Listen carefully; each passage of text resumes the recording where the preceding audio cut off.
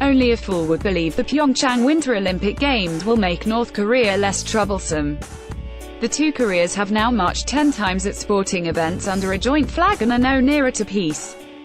The closing ceremony will take place and sniping will resume, because the games are as much about sports as political point scoring. We've seen hopes for peace and harmony dashed throughout the 122-year history of the modern Olympics. The 1916 and 1940 games were cancelled due to war. Palestinian terrorists killed 11 Israeli athletes in Munich in 1972. The United States and its allies boycotted the 1980 Moscow Games, while the Soviet Union and its allies, including North Korea, returned the favor in 1984 in Los Angeles.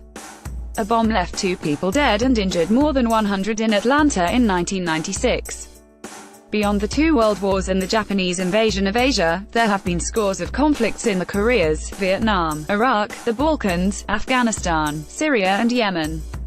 Olympic movement founder Pierre de Coubertin envisaged the Games leading to a healthier, happier, more peaceful world. He saw sportspeople as peace ambassadors, though he asserted that women should not take part as the sport they played was impractical, uninteresting, unathletic and incorrect. The bloody conflicts leading to the creation of Germany and Italy spurred in late 19th century Europe a peace movement embracing the French educator's words: wars break out because nations misunderstand each other. We shall not have peace until prejudices shall have been outlived. To attain this end, what better means than to bring the youth of all countries periodically together for amicable trials of muscular strength and agility? But the peace sought by setting up the International Olympic Committee in 1894 never took root and, arguably, the Games worsened rivalries, stoking patriotism and nationalism. Political tension threatens to take the spotlight from South Korea's Peace Olympics. The idea for the Olympics came from the Games of ancient Greece. Every 4 years for 12 centuries, a month-long truce was called to a seemingly endless cycle of conflict between city-states to enable warriors to take part in a festival of athletics.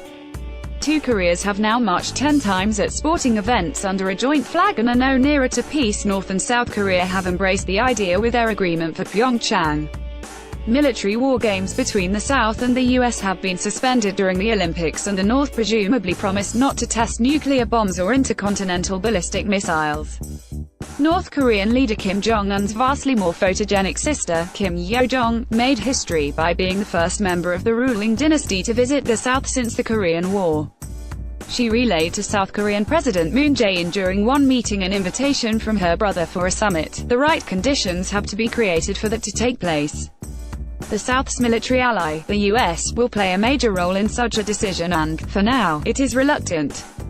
U.S. Vice President Mike Pence showed up with the father of Otto Warmbier, the U.S. student North Korea jailed for stealing a propaganda banner, and who returned to the U.S. in a coma in June and died just days later.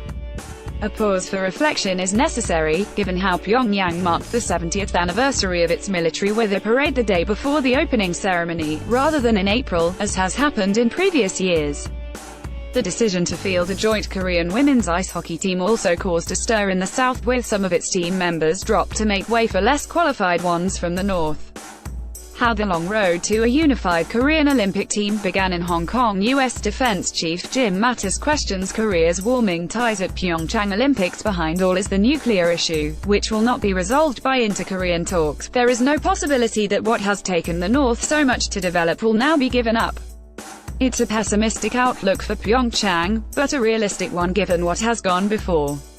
Just as in the ancient Greek states, when the games are over, the threats will return. Peter Kammerer is a senior writer at